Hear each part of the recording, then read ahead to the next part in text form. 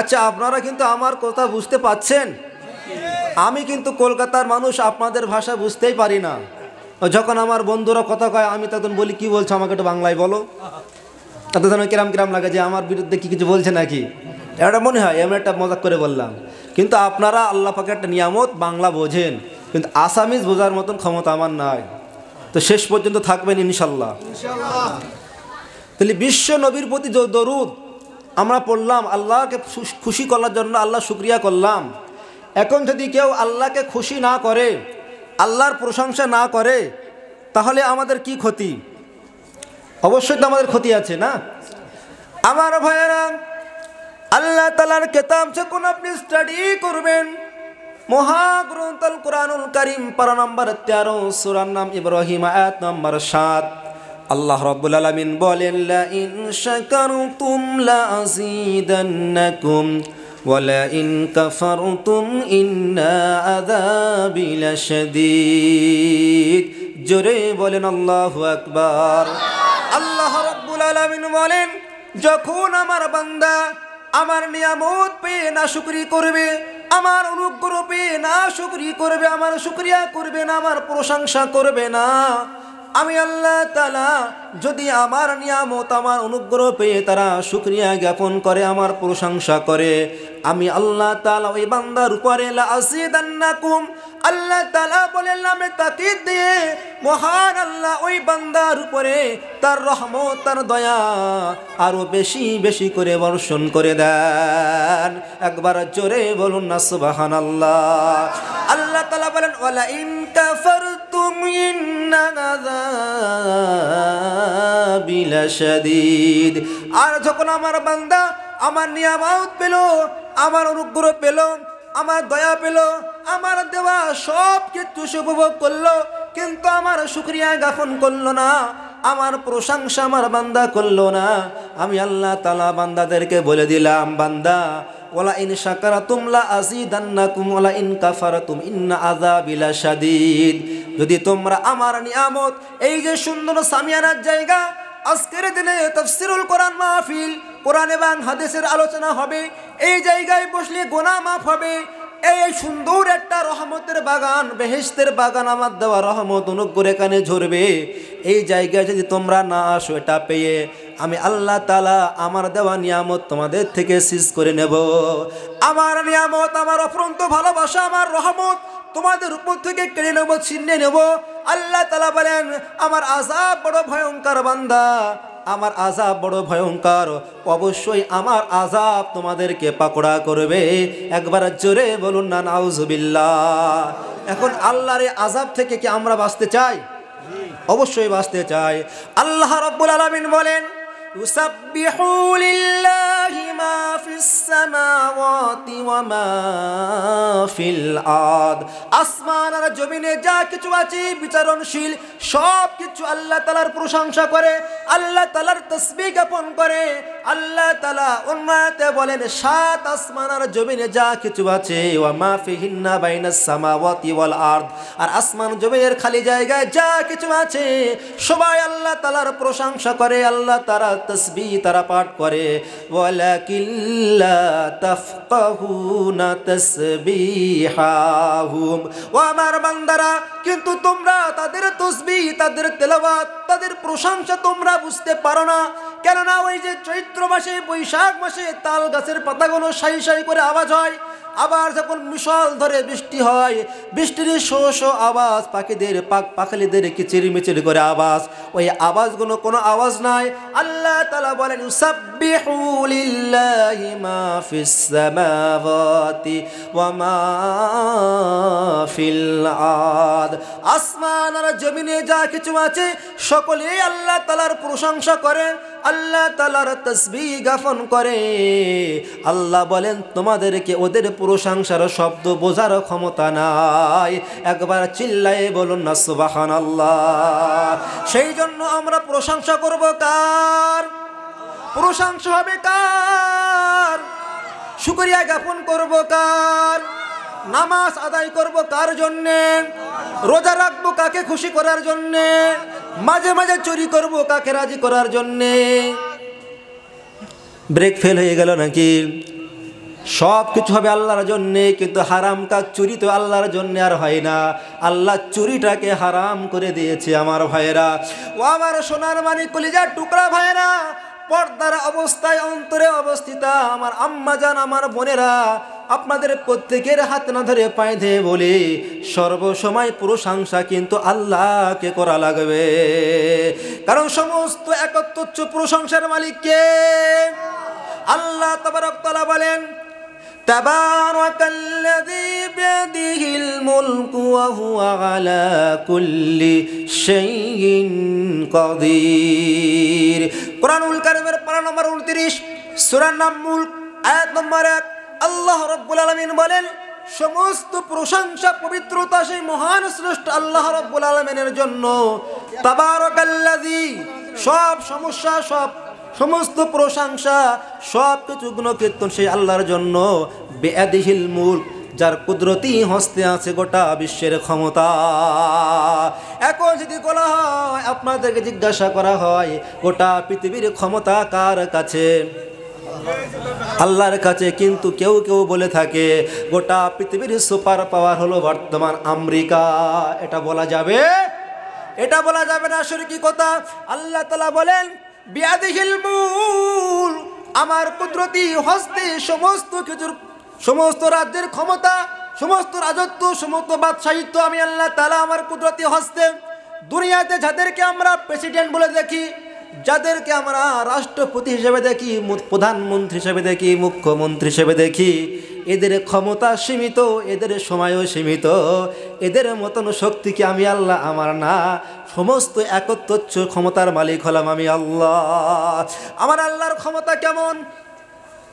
একজন বাদশাহ, তিনি বিয়ে করেছেন নববিবাহিত বাদশাহ। একজন বাদশাহ জাহাপনা, তিনি বিবাহ করেছেন। বিবাহ করার পরে এবার নতুন বউকে নিয়ে খেতে যাবেন, খাওয়া দাওয়া করতে যাবেন বাদশাহ তানার স্ত্রীকে, রাজকন্যা। রাষ্ট্রের তিনি বড় বাদশাহ, তিনি জমিদার ঘরের ছেলে, বিবাহ করেছেন।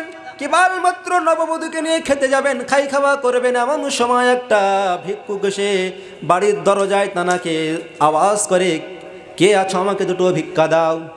বাদশার মাথা গরম হয়ে গেল। বাদশাহ চিন্তা করলো, ভিক্ষুকের কি কোনো সময় হয়নি? সারাটা দিন সকাল থেকে নিয়ে 1টা পর্যন্ত সময় তো পেয়েছিল। এখন দুপুরবেলা আমি আমার নববধূকে নিয়ে, রাজকন্যাকে নিয়ে আমি খেতে বসব। বাদশার মাথা গরম হয়ে গিয়েছে। বাদশাহ গিয়ে গেটে গিয়ে ধমক দিয়ে সেই ভিক্ষুককে ঘাড় ধাক্কা দিয়ে ফেলে দেয়। ঘাড় ধাক্কা দিয়ে তাকে দূর দূর করে তাড়িয়ে দেয়। এমন একটা সময় 1 বছর 2 বছর পরে এই যে বাদশাহ জমিদার, ইনি হয়ে গেলেন ফকির। আল্লাহর হাতে সব ক্ষমতার মালিক, তিনি সব কিছু পারেন। এই বাদশাহ, এই যে রাজা, তিনি কিছুদিনের ব্যবধানের মাধ্যমে ইনি হয়ে গেলেন একেবারে ফকির, ভিখারি। এই ভিখারি ফকির স্বামীর কাছে রাজকন্যা স্ত্রী আর থাকতে চায় না। রাজকন্যা বলে, স্বামিনী আপনার তো অবস্থা খারাপ, আপনি একেবারে গ্রামের সব চাইতে গরিব হয়ে গেলেন। আমার বাবা জমিদার, আমি জমিদারের মেয়ে রাজকন্যা, রাজার স্ত্রী, আমি আর আপনার সাথে ঘর করতে চাই না। এইভাবে বলে কি করব? প্রাণের স্ত্রী বলে, তুমি আমাকে তালাক দিয়ে দাও, আমি তোমার কাছে আর থাকতে চাইনি। এইভাবে যখন তালাক নিয়ে নেওয়া হলো, ইদ্যত পার হয়ে গেল। ওই যে রাজকন্যার যিনি ডিভোর্স নিয়েছেন, ওনাকে বিবাহ দেওয়ার জন্য তার বাবা সেই রাজা বাদশাহ আবার একটা পাত্রের যোগাযোগ করলো। একটা পাত্রের যোগাযোগ হয়ে গেল। ওই পাত্রের সঙ্গে আবার ওই রাজকন্যার ওই স্ত্রীকে, ওই রাজার মেয়েকে বিবাহ বর্ধনে আবদ্ধ করা হলো। আবার বিবাহ দেওয়া হলো। বিবাহের পরে এবার আবার নূতন স্বামী স্ত্রী এক জায়গায় খাওয়ার জন্য দস্তরখান নিয়ে বসেছে। দস্তরখানে সুন্নত নিয়ে বসেছে। এমন সময় আবার সেই প্রথম স্বামীর মতন আবার খটখটানে আওয়াজ দরজায়, কে আছো মা, কে আছো বাবা, আমাকে একটু ভিক্ষা দাও, আমাকে একটু খাদ্য দাও। এমত অবস্থায় এই যে দ্বিতীয় স্বামী, আগের রাজার দ্বিতীয় স্বামী, আগের রাজা তো তানার স্ত্রী তানার কাছে ডিভোর্স নিয়েছে, এখন সেই স্ত্রী আবার দ্বিতীয় বিয়ে করেছে। ইনি এখন এনার স্বামী তখন বলছে, স্বামী স্ত্রী, আমাদের খাবার সময় অনেক পাবো আমরা, রাজপ্রাসাদ আমার, এ খান্ডার থালা আমার, যা কিছু এখানে সাজানো আইটেম সব কিছু আমার জন্য, তোমার জন্য নিয়ে, তোমার আর আমার আইটেম, আমাদের খাওয়া 10 মিনিট পরে হলেও অবশ্যই পাবো। ওই ভিক্ষুক সে হয়তো কোনোদিন খেতে পায় না, একটু আমাদের প্লেট থেকে অর্ধেক ওই ভিক্ষুককে দিয়ে আসি আমি।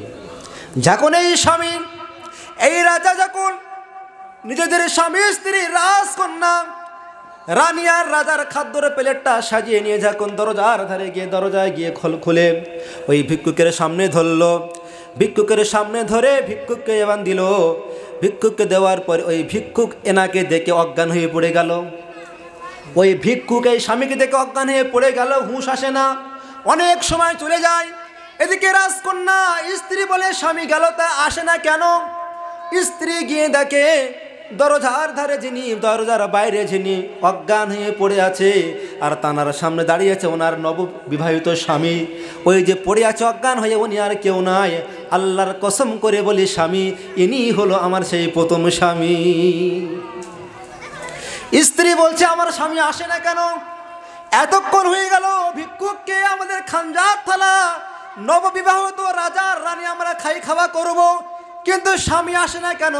স্বামীকে দেখতে গিয়ে রাজকন্যা রানী গিয়ে দেখে একজন ভিক্ষুক তিনি অজ্ঞান হয়ে পড়ে আছে আর তানার পাশে এনার স্বামী দাঁড়িয়ে আছে। কি কলে পড়ে গেলাম, আল্লাহ কি পরীক্ষা! এই যে ভিক্ষুক যদি মারা যায়, আমি রাজা, আমি জমিদার, আমি বাদশাহ, আমাকে বদনাম হয়ে যাবে, আল্লাহকে সুস্থ করে দাও। এই চিন্তাধারা করতে করতে স্ত্রী আর থাকতে পারলেন না, এত দেরি হয়ে যায়। কেন স্বামী আসে না? উনি চলে গেলেন। গিয়ে দেখে স্ত্রী বলছে স্বামিনী বিশ্বাস করুন, আল্লাহর কসম করে বলছি, ওই যে ভিক্ষুকটা অজ্ঞান হয়ে পড়ে আছে উনি হলেন সে আমার প্রথম স্বামী। আবার এই স্বামী বলছে স্ত্রী তুমি যখন সত্য কথা বলেছো, আল্লাহর কসম করে বলছি স্ত্রী, তোমরা সেদিন বিয়ে করে তোমরা খাওয়া করার জন্য রাজপ্রাসাদে তোমরা ঢুকেছিলে আর একজন ভিক্ষুক তোমাদের দরজায় গিয়েছিল, তোমরা তাকে তাড়িয়ে দিয়েছিলে। আল্লাহর কসম করে বলি ওই ভিক্ষুক ছিলাম আমি, তোমার স্বামী বর্তমান। একবার জোরে বলা যাবে না সুবহানাল্লাহ? তাহলে আমার আল্লাহ বলে তাবারাকাল্লাযী বিয়াদিহিল মুলক, সমস্ত পবিত্রতার বর্ণনা সবকিছু আল্লাহর জন্য। 71 মালিক আল্লাহ, বিয়াদিহিল মুলক, মুলক মানে রাজ্য, সম্রাট, সমস্ত সম্রাটের সম্রাটকে, সব ক্ষমতার মালিককে। আমার আল্লাহ ফকিরকে যেরকম আমির বানাতে পারেন, আমিরকে আবার ফকির বানাতে পারেন, কোনো সময় লাগে না। সেই জন্য আল্লাহ তাআলা বলছেন কুলিল্লাহুম্মা মালিকাল মুলকি তুতিল মুলকা মান তাশা ওয়া তানজিউল মুলকা মিম্মান তাশা ওয়া তুইজ্জু মান তাশা ওয়া তুযিল্লু মান তাশা বিয়াদিকাল খায়র ইন্নাকা আলা কুল্লি শাইইন কাদির। জোরে বলুন আল্লাহু আকবার, আর জোরে আল্লাহু আকবার, আর জোরে আল্লাহু আকবার। আল্লাহ তাআলা বলেন কুলিল্লাহুম্মা মালিকাল মুলকি, আল্লাহ তাআলা তিনি যাকে খুশি রাজত্ব দান করেন, যাকে খুশি আল্লাহ তাআলা সমান সম্রাট বানান, রাজা বানান, আবার যাকে খুশি সম্রাট থেকে ভিক্ষুক বানান। আল্লাহ তাআলা যাকে খুশি সম্মান দান করেন, চেয়ার দান করেন, আবার যাকে খুশি চেয়ারের থেকে নামিয়ে বেইজ্জতি করতে পারেন। বিয়াদিকাল খায়র ইন্নাকা আলা কুল্লি শাইইন কাদির, সমস্ত কল্যাণ ভালাই কার হাতে? সব ক্ষমতার মালিক আমার আল্লাহ। ও আমার ভাইরা, সেই জন্য অহংকার করা যাবে না। এই মাহফিলটা হবে দীর্ঘ 1 মাস ধরে মাইকিং হয়েছে, ক্যানভাস হয়েছে, লিফলেট হয়েছে, ব্যানার হয়েছে, হ্যান্ডবিল হয়েছে। আমার যুবক ভাইরা সহ আমার ভাইরা প্রচার প্রসার করেছে, রাস্তার ধারে বিভিন্নভাবে প্রচার প্রসার হয়েছে, বিভিন্ন কালেকশন করেছে। এই এলাকার এই মহল্লার যে যুবকগুলো এখনো পর্যন্ত এই মাহফিলে আসলো না, এই মাহফিলে অ্যাটেন্ড করলো না, এতে বিক্ষিপ্ত হবে তারা এদিকে ওদিকে, রাস্তাঘাটে, চায়ের দোকানে, মনোহরি দোকানে যারা এদিকে ওদিকে সময় নষ্ট করছে। কোনো বা যুবতী মেয়ের পিছনে বিভিন্ন জায়গায়, বাদামের জায়গায়, ফুচকার জায়গায়, বিভিন্ন জায়গায় সময় নষ্ট করছে। আমার ভাইয়েরা, এটা যদি আজকের তাফসিরুল কোরআন মাহফিল না হয়ে কোনো গানের কনসার্ট হতো, কোনো নাটকের মঞ্চ হতো, কোনো ফাংশনের হতো, এই জায়গায় কি এই কটা লোক থাকতো না বেশি থাকতো? এটা যদি একটা গানের কনসার্ট হতো, নাটকের মঞ্চ হতো, ড্যান্স সিনেমার মঞ্চ হতো, এখানে কি লোক জায়গা দেওয়া যেত? জায়গা দেওয়া যেত না। ছোট ছোট ভাইরা আস্তে আস্তে বসুন, বেশি হুড়হুড়ি করা যাবে না, আস্তে আস্তে আসুন, কেউ কথা বলবেন না। তাহলে আমি বোঝাতে চাইছি এই জায়গাটা হেঁটে আজকের তাফসিরুল কোরআন মাহফিল বার্ষিক ধর্ম সভা না হয়ে এটা গান বাজনা যাত্রা যদি কোনো মঞ্চ হতো, এখানে কি লোক যাওয়া দেওয়া যেত? কিন্তু দিনের লাইনে কেউ আসে না। আল্লাহ তাআলা বলেন, وَإِذَا تُتْلَى عَلَيْهِ آيَاتُنَا وَلَّوْا مُسْتَكْبِرًا كَأَن لَّمْ يَسْمَعْهَا। আল্লাহ রাব্বুল আলামিন বলেন, যখন তাদের সামনে কোরআনুল কারীমের তেলাওয়াত করা হয়, কোরআনের ইনস্ট্রাকশন দেওয়া হয়, কোরআনের ব্যাখ্যা দেওয়া হয়, কোরআনের তাফসীর দেওয়া হয়, ওই যুবকগুলো কোরআন শ্রবণ করার পরে না শোনার ভান করে, অহংকার আর দাম্ভিক্য দেখিয়ে মেলায় চলে যায়, বাজারে চলে যায়, ফুচকার দোকানে চলে যায়, মনোহরির দোকানে চলে যায়, রাস্তায় গিয়ে আড্ডা মারে, যুবতীদের সঙ্গে আড্ডা মারে, বিভিন্নভাবে অন্যায় কাজে তারা সময়টাতে অতিবাহিত করে দেয়। আল্লাহ তাআলা বলেন, ওরা ওয়াল্লান মুস্তাকবিরা, মুখটা গাম্ভীর্যের সঙ্গে ঘুরিয়ে নেয়, এর থেকে মুখ ঘুরিয়ে নেয়। আল্লাহ তাআলা বলেন, যেন ওদের কানগুলো কালা, অথচ ওরা কালা নয়, বধির নয়। আল্লাহ তাআলা বলেন, এই যুবকগুলো, কোরআনের মাহফিল হবে, এখানে হবে, আলেম ওলামা এখানে একের পর এক আসবেন, যুবক ভাইরা মাইকিং করেছেন, বিভিন্নভাবে প্রচার প্রসার করেছেন, এরপরেও যদি যুবকরা এখানে না আসে, আল্লাহ বলছে নবী ওদেরকে আপনি সুসংবাদ দিয়ে দেন, ফাবাশশিরুহু বিআযাবিন আলীম। জোরে বলেন না আউযুবিল্লাহ।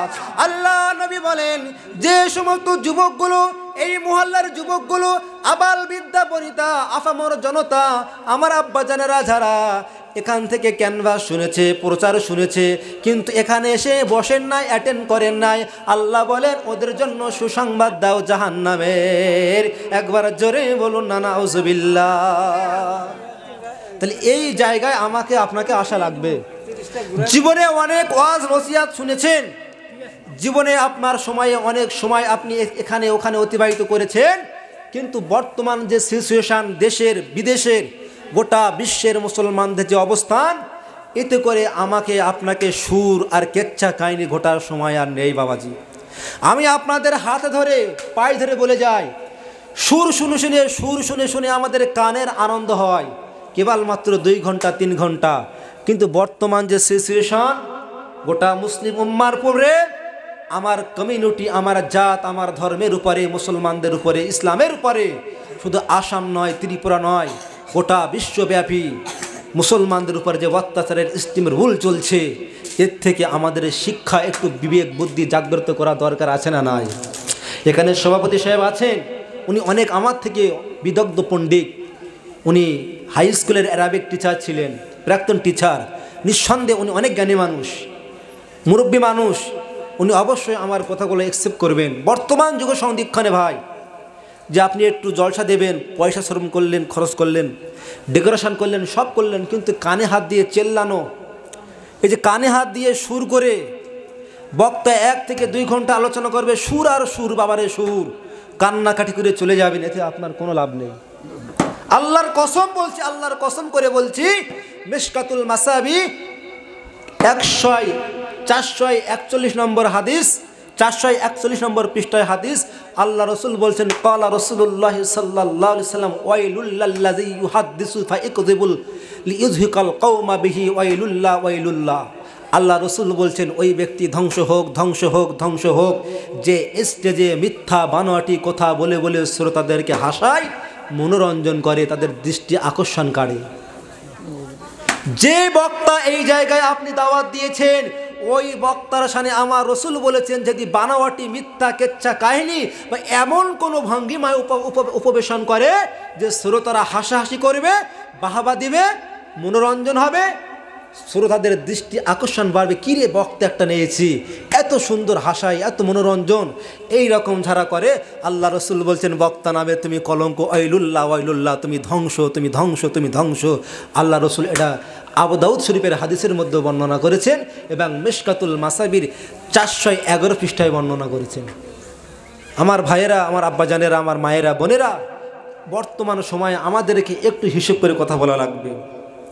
আজকের আমাদের দুশমন আমরা, আমাদের দুশমন গয়ের কম নয়, আমাদের মুসলমানদের দুশমন শত্রু ডক্টর হিমন্ত শর্মা নয়, আমাদের মুসলমান কমিউনিটি জাতির শত্রু, ইসলামের শত্রু, কোরআনের শত্রু প্রধানমন্ত্রী নরেন্দ্র মোদী নয়, আমাদের শত্রু কোনো বেদিন গায়ের কম, আমার অন্য ধর্মের ভাইরা নয়। আমাদের শত্রু, ঘরের শত্রু আমরাই। আমার আপনার মতন আলখাল্লা পড়া, টুপিওয়ালা, দাড়িওয়ালা, বড় জুব্বা গায়ে দেওয়া একজন এখানে স্টেজে এসে একজনকে কাফের বলছি, একজনকে মুনাফিক বলছি, এইভাবে আমরা বিক্ষিপ্তভাবে বিভিন্ন দলকে, উম্মতে মুহাম্মাদিকে, জাতির কমিউনিটিকে, জাতির ঐক্যকে বিভিন্নভাবে ভাগ করে করে নিজের পকেট পূজারি করছি, নিজেকে নিজের দলে টানছি, সংগঠনের দিকে টানছি। এই রকম যদি করেন, আল্লাহর কসম করে বলছি, বিশ্বনবীর ভবিষ্যৎবাণী, কিয়ামত পর্যন্ত আমরা লাইনে আসবো না, আর আমাদের উপরে অত্যাচারের স্টিম রুল কিন্তু বন্ধ হবে না। কেন? দেশের পরিবর্তন হয়েছে, আমাকে ভুল বুঝবেন না। আপনি যে রাজ্যে বাস করেন, আমি যে রাজ্যে বাস করি, আমার রাজ্যের সিএম এর নাম মিসেস মমতা ব্যানার্জি, আপনার রাজ্যের সিএম এর নাম ডক্টর হিমন্ত শর্মা। পার্থক্য হলেও দুইজনা কিন্তু একই, কিন্তু ওনারা আমাদের ক্ষতি করেনি, ওনারা আমাদের দুশ্মন নন। আমি হাজারো বার বলি, আমার আপনার দুশ্মন কোনো গায়ের কম নন। আপনার প্রধানমন্ত্রী হিমন্ত শর্মা, উনি আপনার দুশ্মন নন। আমার আপনার দুশ্মন আমার আপনার মতন মৌলবীরা। এক বেরেলেবি বলছে ওলামায়ে দেওবন্দীদের কাফের, ওদের সঙ্গে পেছনে নামাজ হবে না, ওদের সঙ্গে আত্মীয়তা করা যাবে না। বর্তমান সময়ে ফেরকা প্রস্তিকে জং চলছে, একে অপরের মধ্যে যুদ্ধ চলছে, বিভিন্ন যুদ্ধে আমরা জর্জরিত। একে অপরের মধ্যে কেউ বলতে লম্বা জামা গায়ে দেয়, লম্বা টুপি পরে, ফাজালে আমল পরে, মুনতাকাব হাদিস পরে, ওই মসজিদে নামাজ হবে না, ওই ইমামের পেছনে নামাজ হবে না, ওই আলেম দিয়ে দোয়া করালেও দোয়া কবুল হবে না, বাপের জানাজা নামাজ পড়লে বাপের জানাজাও নাকি হবে না। এইরকম ফতোয়াবাজি করে করে করে করে সমাজটাকে রসাতলে দিয়ে জাতির ঐক্য, জাতির কমিউনিটিকে ধ্বংসের পথে আমরা ফেলে দিয়েছি। আমাদের এখন উচিত বিষয় ভিত্তিক কোরআন এবং হাদিস থেকে আলোচনা শ্রবণ করা। একটু পাল্টান হয়, দেশ এবং দশ সব পরিবর্তন হয়েছে। দেশের মানুষগুলো যারা ছিল অন্য একটা কোনো কমিউনিটির বড় বড় মন্ত্রী, এমএলএ, এমপি, তারা আজকে সেটা বাদ দিয়ে অন্য একটা নতুন করে একটা পার্টির ছত্র ছায়া এসে তারা বিভিন্ন একটা বড় বড় পদ নিয়ে বসে গেছে। আমি বেশি খুলে বলতে পারছি না, আপনারা বুঝতে পারছেন। তাই আমি আপনি পরিবর্তন হব না, এর কোনো মানে আছে? অবশ্যই পরিবর্তন হওয়া লাগবে। বাবাজিরা কেউ উঠবেন না, যুবক ভাইরা একটু আসুন না, পেছন দিকতে আমার যুবক ভাইরা বসে আছে, দাঁড়িয়ে আছে, একটু আসুন, একটু আসুন, মাহফিলের আদবটা রক্ষা করুন, একটু আসুন, কেউ উঠবেন না। তাহলে বর্তমান সময় আমাদেরকে একটু ভেবে চিন্তে কথা বলা লাগবে। মুখতার কায়না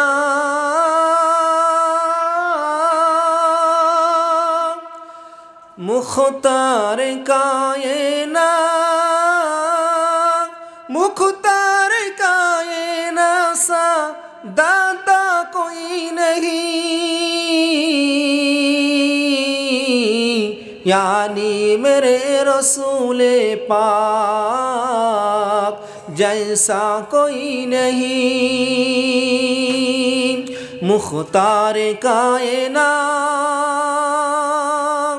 मुख्तार कायना सा दाता कोई नहीं, यानी मेरे रसूले पाक जैसा कोई नहीं,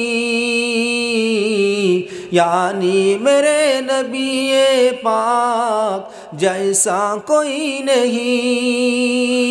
जरूर बोले अल्लाहु अकबर। আমার নবীর মতন কেউ আছে? আমার নবীর মতন কোনো নেতা, কোনো সাহিংসা, কোনো মহামানব আছে? কেউ নেই। মাইকম্যান কোথায় গিয়েছে? চেপে দিয়ে চলে গেল। তো আমাদেরকে আলোচনা শুনতে হবে। আমি প্রথম যে একটা আয়াত আলোচনা করেছি, আমি আমার আলোচনার দিকে যাব, কিন্তু 4টে আর 5টা 9টা জিনিস বলে তাই যাব। একটা জিনিস সবসময় মনে রাখবেন, শয়তানের কিন্তু 5টা গুণ ছিল। শয়তান আজাজেল 5টা গুণান্বিত ছিল, 5টা গুণ। 1 নম্বরে শয়তানের অহংকার ছিল, 2 নম্বরে শয়তানের হিংসা ছিল, 3 নম্বরে লোভ ছিল, 4 নম্বরে কৃপণ ছিল, 5 নম্বরে যুক্তিবাদী ছিল। একদিন শয়তানের সঙ্গে নবী নূহ আলাইহিস সালামের সাক্ষাৎ হয়। তো শয়তান এই 5টা কথা নবী নূহকে জানিয়ে দেয়, নবী নূহ এই কথাগুলো উম্মতের মাঝে আপনি বলতে পারেন। এই 5টা বিশেষণ, 5টা গুণ, 5টা খারাপ খাসিয়াত আমার মধ্যে আছে।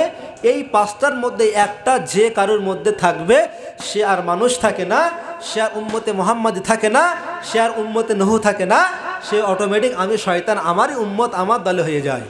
তাহলে একটু মুখস্থ করেন এই এই গুণগুলো আমাদের মধ্যে আছে কিনা একটু ভাবুন। 1 নম্বরে শয়তান ছিল লোভী, 2 নম্বরে অহংকার, 1 নম্বরে অহংকার, 2 নম্বরে হিংসা, 3 নম্বরে লোভ, 4 নম্বরে কৃপণ, 5 নম্বরে যুক্তিবাদী। এখন এই হিংসা, লোভ, কৃপণ, অহংকার আমার মধ্যে আছে না নাই? বক্তারা যদি একটু উঁচু জায়গায় চলে গেছে বাবাজি, একটু উঁচু জায়গায় চলে গেছে, একটু হাইফাই জায়গায় চলে গিয়েছে, ভাইরাল, সে বক্তার অহংকার দেখে আর কি। তাহলে বক্তার মধ্যে অহংকার আছে। এবার বলি লোভ। বক্তা যখন ছোট ছিল তখন ভিজিট ছিল কম, যেই হাইলাইট হয়ে গিয়েছে, ভাইরাল, তখন বলছে 25,000 না দিলে আর যাবো না। তাহলে অহংকার আসলো, লোভ আসলো। বক্তার কাছে কেউ যখন কোনোদিন চেতে যায়, চাইতে যায়, বলে নেই নেই, আমি চাই দেনা, আমার তাই সব করছি দেনাই, মাথা খারাপ, কৃপণ। 4 নম্বরে কি বললাম? অহংকার বললাম, হিংসা, হিংসা, লোভ, কৃপণ আর যুক্তিবাদী। এবার হিংসায় আসুন। এই বক্তাদের মধ্যে হিংসা আছে কিরকম? ধর আমি বড় হয়ে গিয়েছি, এখন আমার ছোট ভাই যদি আমাকে বলে ভাই একটু আমাকে সঙ্গে নিয়ে যাও, আমি একটু এই লাইনে আসতে চাই, আমি তখন নানান অজুহাত আর বাহানা দেখাবো, মানে হিংসা করে ওকে আমি তুলতে চাইবো না। 3টেই বক্তাদের মধ্যে পাওয়া যাচ্ছে, 4টেই। আসুন যুক্তি। অযথা যুক্তি খাড়া করেছিল শয়তান। শয়তানকে যখন নবী আদমকে সেজদা করতে বলেছিলেন আল্লাহ পাক উসজুদ লি আদম, শয়তান একটা লজিক খাড়া করেছিল, খালাকতানি মিন নার ওয়া খালাকতাহু মিন তিন, আমাকে সৃজন করা হয়েছে আগুন থেকে, আদমকে সৃজন করা হয়েছে মাটি থেকে, আগুন ঊর্ধ্বগামী, মাটি নিম্নগামী, আমি ওকে সেজদা করতে পারবো না। লজিক, যুক্তি খাড়া করে দিয়েছিল। 1 ওর মধ্যে আবার হিংসা খাড়া করলো, ওই হিংসা ওটা করেছিল, লোভেও করেছিল, কৃপণতার জন্য করিনি, সব কিছু ওর মধ্যে পাওয়া যাবে এই একটা আয়াতের মধ্যে। তাহলে এই 5টা জিনিস যে বক্তার মধ্যে, যে ইমানদারের মধ্যে, যে হাজী সাহেবের মধ্যে, যে আলেমের মধ্যে, যে ইমামের মধ্যে, এক কথায় মুসলমান হিসাবে নির্বিকারী যার মধ্যে আছে, সে তো শয়তান হয়ে গেল। তাহলে তার দ্বারাই দ্বীন ইসলামের কি লাভ হবে? কোনো লাভ হবে না। একটু ভাবুন, কানে হাত দিয়ে টান টান দিতে পারবো, কোনো অসুবিধা নাই, কিন্তু গুটি কত কথা বলছি, একটু শুনুন। এই 5টা গুণ যদি আমার মধ্যে পাওয়া যায়, তাহলে আমি এখানে বসে, যত এই মুরব্বীগুলো নিচে বসে আছে, আমি ওনাদের পুত্র সমতুল্য। তাহলে আমার দ্বারা এই সমাজে, এই মসজিদে, এই এলাকায়, শুধু কলকাতা থেকে আসি আর যেখান থেকে আসি, কোনো কাজ হবে? কারোর মনে আসর হবে? হবে না বাবাজি। একটু হাতে না ধরে পায়ে ধরে বলি, নিজের চিন্তা চেতনা, মাইন্ড সেট আপটা একেবারে বাদ দিন। আপনার মাইন্ড সেট আপ যে প্রতি বছর তো যে বক্তা আসে সুন্দর করে কানে হাত দিয়ে সুর দিয়ে বলে, আপনার মাইন্ডটা সেট আপ করেছেন আপনি? যে গত বছর যে বক্তাকে দাওয়াত দিয়েছিলাম, তিনি সুর দিয়ে, টান দিয়ে, একেবারে কেচ্ছা কাহিনী ঘটনা বলে, কাঁদিয়ে, হাসিয়ে বিরাট কিছু করে গেল। কিন্তু এই যে বক্তা, আমি এই যে আস্তে আস্তে বলছি, না কাঁদানো, না হাসানো, না কিছু, এটা আপনার মাইন্ড সেট আপ হয়ে গিয়েছে। আর এই মাইন্ড সেট আপটা আপনার শয়তান ভর করেছে। আপনি এটা বাদ দেন যে আমাকে কিচ্ছু নাই, যেখানে কোরআন সেখানে হাদিস, সেখানে আমি। কোরআন হাদিস ছাড়া আপনি শ্রবণ করবো না, কোরআন হাদিস ছাড়া আমি মানবো না। বক্তাকে বলবো কোরআন হাদিস ছাড়া কথা বলবেন না, দেখবেন আগামী 10 বছরের মধ্যে আমার সমাজ, সুশীল সমাজ, সোনালী সমাজ আবার ফিরে আসবে। সোনালী দিনের সেই ওমর খালিদ, সোনালী দিনের সেই ওমর খালিদ, আজ তোমাদের বড়ই প্রয়োজন। কবি বলছেন সোনালী দিনের সে ওমর খালিদ, মানে রসুলের যুগটাকে বলে আর সোনালী যুগ। ওমর আর খালিদ, খালিদ বিন ওয়ালিদ, ওমর ইবনুল খাত্তাব, এনাদের মতন শাসক বর্তমান সময় দরকার। যদি একজন থাকতো, ভাই ওমর নাই খালিদ, টোটাল পৃথিবীর বুকে যে অত্যাচার ইসলামী রুল চলছে, সব দাবানাল দাও দাও করে তিনি 1 সেকেন্ডের মধ্যে বন্ধ করে দিতেন। পারতেন না? পারতেন। তাই কবি বলছেন সোনালী দিলের সেই ওমর খালিদ, আজ তোমাদের বড় প্রয়োজন।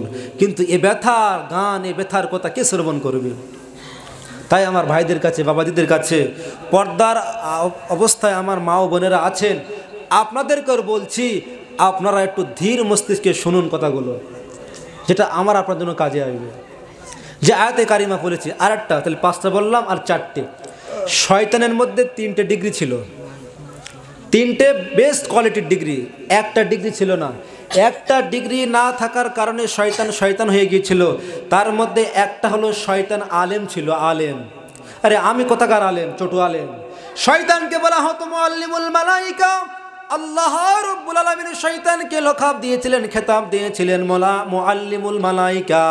আল্লাহ তাআলা শয়তানকে ডেকে বলেছিলেন, তুমি হলেন টিচার অফ দ্য অ্যাঞ্জেল। এই শয়তান মুআল্লিমুল মালাইকা এত বড় আলেম ছিল, এত বড় আলেম, এত বড় আলেম দুনিয়ার জমিনে তাফসীরের মধ্যে দেখেছি। আল্লাহ তাআলা রব্বুল আলামিন 1 নম্বরে জ্ঞানী হলো আল্লাহ, 2 নম্বরে জ্ঞানী হলো আল্লাহর রাসূল, আর 3 নম্বরে জ্ঞানী হলেন শয়তান মরতুদ আযাজেল। এই আযাজেল 1 নম্বরে আলেম ছিলেন। 2 নম্বরে শয়তান, তিনি আকিল ছিলেন, আকিল। আকিল মানে বুদ্ধিমান, বিবেকমান। 3 নম্বরে শয়তান ছিল ইবাদতকারী আবেদ।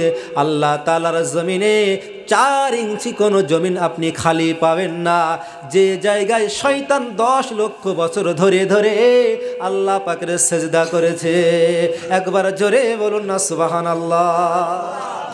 শয়তান 10 লক্ষ বছর ধরে ইবাদত করেছে, আল্লাহর সেজদা করেছে। আল্লাহর জমিনে 4টে আঙ্গুলের মতন জায়গা খালি নেই, তাফসীরের মধ্যে এসেছে। তাহলে শয়তান 1 নম্বরে আলেম ছিল, 2 নম্বরে আকিল ছিল, 3 নম্বরে শয়তান আবেদ ছিল, বড় আলেম, বড় ইবাদতকারী এবং বড় বিবেকবান। আমাদের বিবেক তো মরে গেছে, কুকুরে পেশাব ফেলে দিয়েছে আমাদের বিবেকে। আমাদের বিবেক নাই, কিন্তু শয়তানের বিবেক ছিল। কিন্তু একটা গুণ ছিল না, একটা গুণ না থাকার কারণে শয়তানের 3টে গুণ মাইনাস আর 5টা খাসিয়াত। ওই যে বললাম প্রথমে 5টা গুণ দিয়ে দিল। 3টে গুণ ছিল, একটা গুণ না থাকার কারণে 3টে গুণকে আল্লাহ ধূলিসাৎ করে দিয়ে 5টা ডিগ্রি বাড়িয়ে দিলেন। একটা ছিল না, কি বলেন তো? আচ্ছা ওটা পরে বলবো, ওটা পরে শুনবেন, আগামী বছর শুনবেন, আজকে থাক, ওটা লাস্টে বলবো। ওই একটা ডিগ্রি না থাকার কারণে শয়তানের 3টে বড় বড় ডিগ্রি। মুআল্লিমুল মালাইকা, ফেরেশতাদের শিক্ষক ছিলেন শয়তান। শয়তান ছিল আকিল, বিবেকমান, জ্ঞানবান। শয়তান ছিল আলিম, শয়তান ছিল আবিদ। এত বড় ইবাদত করনে ওয়ালা 10 লক্ষ বছর ধরে আল্লাহর জমিনে সেজদা করেছে। 4 আঙ্গুল পরিমাণ জায়গা পৃথিবীর জমিনে খালি নাই, খালি নাই, যেখানে শয়তানের সেজদা পড়েনি। কিন্তু 4 নম্বর গুণটা না থাকার কারণে আলেম হওয়া, আবেদ হওয়া, বিবেকবান হওয়া সব আল্লাহ চুরমার করে দিয়ে ওকে বলেছে, তুই শয়তানের রাজিব, তুই হলি হিংসুক, তুই অহংকারী, তুই লোভী, তুই কৃপণ, তুই অযথা যুক্তি খাড়াখাড়ি, তোর কোন ইবাদত আমার কাছে আর গ্রহণযোগ্য নয়, সব ফিরে দিলাম, চুরমার করে দিলাম। ওই একটা গুণ ছিল, একটা গুণ। আমার ভাইয়েরা, মহান আল্লাহ পাকের কিতাব যখন আপনি হাতে করবেন, আল্লাহ তাআলা কত সুন্দর করে বলেন, কুল্লু নাফসিন যায়িকাতুল মাউত। আমাদের প্রত্যেককে মৃত্যুর স্বাদ গ্রহণ করতেই হইবে, এতে কোনো সন্দেহ আছে? তাহলে এই আয়াত থেকে আমরা 100-এ 100 উপস্থাপন করতে পারলাম, বুঝতে পারলাম, বিশ্বাস আনতে পারলাম, মোরা অবশ্যই আমাদের একদিন লাগবে। কিন্তু কেন মোরা লাগবে আল্লাহকে প্রশ্ন করা যায় না? আচ্ছা আল্লাহকে কি প্রশ্ন করা যায় না? যাই, আল্লাহ কেন মরবো? এত দয়া করে তুমি মানুষ বানাইলা, কেমনে দেবা জাহান্নামে ফেলে? কবি বলছেন, আল্লাহ এত দয়া করে মায়া করে তুমি মানুষ বানাইলা, সেই মানুষকে কেমনে দেওয়া জাহান্নামায় ফেলে? আল্লাহ সেই আল্লাহকে প্রশ্ন জিগায়, আল্লাহ কেন আপনি আমাদেরকে মৃত্যু দেবেন? আল্লাহ তাআলা বলেন, বান্দার এই জন্য তো মৃত্যু দেব। আল্লাহ বলেন, সারাটা মাস আপনি চাকরি করলেন, সারা মাস চাকরি পাওয়ার পরে একটা মাসের 1 তারিখ আসে আপনার বেতনটা নেওয়ার জন্য। সারাটা দিন ধরে আপনি পরিশ্রম করলেন অন্যের মাঠে খেতে, এমন একটা সময় আসে বিকেলবেলা পারিশ্রমিক নেওয়ার জন্য। সারাটা জীবন চাকরি দিলেন, শ্রম দিলেন, লেবার দিলেন সরকারের খাতায়। জীবনের শেষ বয়সে 60-এর পরে আপনার পেনশন পাওয়ার জন্য একটা সুযোগ করে আসে। সারাটা জীবন ব্যবসা বাণিজ্য করলেন, জীবনের একটা দিন আপনি নির্ধারণ করলেন, কত টাকা ইনভেস্ট করেছিলেন, কত টাকা লাভ হয়েছে আর কত টাকা লস হয়েছে, কত টাকা আপনি পাবেন ঘাটতি হয়েছে। এটা মানুষের সিস্টেম। আল্লাহ তাআলা বলে, বান্দা তোমরা বোঝো না, এটা যদি হয়ে থাকে আমি আল্লাহ তাআলা তোমাদেরকে 70 বছর, 60 বছর, 80 বছর একটা হায়াত দিয়েছি বান্দা। ও বান্দা, ও গোলাম, এই 60 বছর 70 বছর হায়াত দিয়েছি, এই হায়াতটা দেওয়ার পরে আমি তোমাদেরকে মহা পুরস্কারে পুরস্কৃত করব, তোমাদের উজরাত দেব, তোমাদেরকে পুরস্কার দেব। সেই জন্যই তো এই মৃত্যু নামক বাহনটা, মৃত্যু নামক সৃষ্টি সৃজন করেছি। আল্লাহ তাআলা বলেন ওয়া ইন্নামা তুওয়াফাউনা উজুরাকুম ইয়াউমাল কিয়ামা, কিয়ামতের দিনে, কিয়ামতের মাঠে প্রতিটা ভালো মন্দের বিচার করে তোমাদের প্রতিদান তোমাদের সামনে, তোমাদের ডান হাতে আমি তুলে দেব বান্দা। ও আমার বান্দা, মনে রাখো সেই দিন কারা সাফল্য হবে, কারা নাকাম হবে। ফামান জুহজিহা আনিন নার, যাকে জাহান্নাম থেকে দূরে রাখা হবে, অর্থাৎ জাহান্নামে ফেলা হবে না, ওই ব্যক্তি হবে সফল। ওয়া উদখিলাল জান্নাতা, আর জান্নাতে প্রবেশ করানো হবে, ওই ব্যক্তি হবে সফল। ওয়া মাল হায়াতুদ দুনিয়া ইল্লা মাতাউল গুরুর, আর দুনিয়ার জিন্দেগিটা মোহজাল, ধোকার ধোকা। আল্লাহ বলেন বান্দা, তুই তোর ছেলের জন্য 2 তলা বিল্ডিং করেছিস, তুই অসুস্থ হয়ে গেছিস জীবনের একেবারে শেষ লাগলে, তোর বয়স এখন 86+, তুই চোখে দেখতে পাস না, ভালো করে হাঁটতে পাস না বান্দা, তারপরেও তুই মৃত্যু শয্যায় শায়িত হসপিটালের বেডে তুই আউমাও করছিস, আল্লাহ আমার জীবনটা ফিরিয়ে দাও, আমার ছোট ছেলের জন্য একটা ফ্ল্যাট করতে বাকি আছে। 2 ছেলে, বড় ছেলেটা দিয়েছি গুয়াহাটি, ছোট ছেলেটার একটা গুয়াহাটি না হোক অন্তত একটা শহরেও তার জন্য একটা ফ্ল্যাট করব, এই আশা আমাদের আসে না নাই? আল্লাহ তাআলা বলেন বান্দা, ওয়ামাল হায়াতুদ দুনিয়া ইল্লা মাতাউল গুরুর। ও বান্দা, তোর যে নেশা, তুই যে পথে চলছিস বান্দা, তোর এখন 86+ বয়স, মৃত্যু শয্যায় শায়িত বান্দা, তুই যখন তখন মৃত্যুর শয্যায় শায়িত হয়ে আমার কাছে চলে আসবে বান্দা, আমার মালাকাল মউত তোর কাছে চলে যাবে, তোর জানটাকে সিজ করে নেবে বান্দা। কিন্তু আমি আল্লাহ তোকে বলতে চাই, তুই আমার জন্য কি সঞ্চয় করেছিস? আমি আল্লাহ তো তোকে বলে দিয়েছি এক আয়াতের মধ্যে, এই আয়াতে 5টা সাবজেক্ট আছে, একটা আয়াতে 5টা সাবজেক্ট, 5 ঘন্টা আলোচনা করা যাবে, তাফসীর করা যাবে আমার ভাইয়েরা। আল্লাহ তাআলা প্রথমে বললেন কুল্লু নাফসিন যায়িকাতুল মাউত, প্রতিটা নফসকে অবশ্যই মৃত্যুর স্বাদ গ্রহণ করতে হইবে। প্রশ্ন করলাম, কেমনে আল্লাহ আমাদের মৃত্যু হবে, কেনই বা মৃত্যু দেওয়া? আমরা দুনিয়াতে আজীবন থাকতে চাই। আল্লাহ একটা যুক্তি খাড়া করলেন, বান্দারে দুনিয়ার জমিনে ইন্ডাস্ট্রিয়াল কোম্পানি, প্রাইভেট কোম্পানি, সরকারি চাকরি করতে গিয়ে তোর জীবনে 1 মাস শ্রম দেওয়ার পরে মাসের 1 তারিখে তুই যখন মাসের বেতনটা তুলতে যাস বান্দা, তুই কি ওই সময় ভাবিসনি বেতনটা না তুলে কি হতো, আরো চাকরি করে যায় 2 মাস? ওরে বান্দা, তুই যখন সকালবেলা কারুর খামারে খেতে শ্রম দিয়েছিস বান্দা, কামলা দিয়েছিস, তুই বিকেলবেলা ওই ভাইয়ের বাড়ি গিয়ে টাকাটা চাইছিস, ভাই টাকাটা দে, আমি হাট বাজার করতে যাব। বান্দা, টাকাটা কেন চাইলি বল? 1 বছর তো ভাইয়ের কাছে ফেলে রাখতে পারতিস।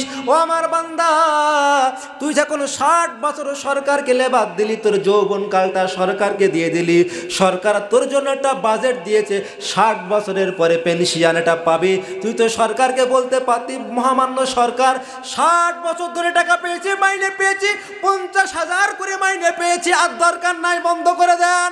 ওখানে তোর কোনো চিন্তা নাই, চেতনা নাই, ভাবনা নাই বান্দা, কিন্তু তোকে মারবো বলেছি, তোর মৃত্যুর স্বাদ গ্রহণ করতে হইবে।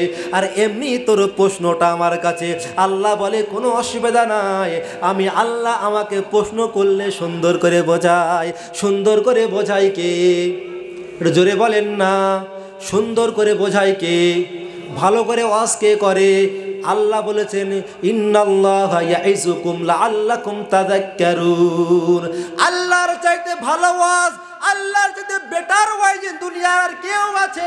আল্লাহ বলছে আমি তো ওয়াজ করি, আর আল্লাহ তাআলা ওয়াজ করার ধরন দিয়েছে। আল্লাহ তাআলা বলেন ওয়াযাক্কির বিল কুরআনি মান ইয়াখাফু ওয়াঈদ। জোরে বলি আল্লাহু আকবার, আরো জোরে আল্লাহু আকবার। আল্লাহ তাআলা বলেন বান্দা, নবী হে আমি আপনি যখন আমার বান্দার কাছে ওয়াজ করবেন, নসিহত করবেন, আমার বান্দাকে কোরআন দিয়ে ওয়াজ করবেন, নসিহত করবেন, আমার বান্দার মধ্যে যদি আমার জাহান্নামের ভয় থাকে, আযাবের ভয় থাকে, আমার বান্দা অটোমেটিকলি খারাপ রাস্তা ছেড়ে দিয়ে ভালো পথে চলে আসবে। জোরে বলুন না সুবহানাল্লাহ। তাহলে মৃত্যু আমাদের এই জন্য হবে, আল্লাহ বলেছেন দুনিয়ার সমাপ্তি হবার পরে তোর জীবনের একটা 50-60 বছরের 70 বছরের জীবনটা আমি আল্লাহ নিয়ে নেব, তারপরে কিয়ামতের মাঠে উজরাত দেব। উজরাত মানে প্রতিদান, পুরস্কার। সেই পুরস্কার কে কে নিতে রাজি আছেন? হাত তুলে দেখান। কিয়ামতের দিন পুরস্কার কে কে নেবেন? নারায়ে তাকবীর, নারায়ে তাকবীর, নারায়ে তাকবীর। আল্লাহ তাআলা আমাদের প্রত্যেককে কিয়ামতের মাঠে যেন ডান হাতে আমলনামা দিয়ে পুরস্কারে পুরস্কৃত করেন। জোরে বলুন আল্লাহুম্মা আমিন। তাহলে আল্লাহ তাআলা আমাদেরকে কিয়ামতের মাঠে পুরস্কৃত করবে বলে আমাদেরকে মৃত্যু দেবেন। এখন এই মৃত্যু আগে আমরা কি ছিলাম? আল্লাহ তাআলা বলেন, হাল আতা আলাল ইনসানি হিনুম মিনাদ দাহরি লাম ইয়াকুন শাইআম মাযকুরা। জোরে বলেন আল্লাহু আকবার, আরো জোরে আল্লাহু আকবার। আল্লাহ তাআলা বলেন কোরআনুল কারীমের পারা নম্বর 30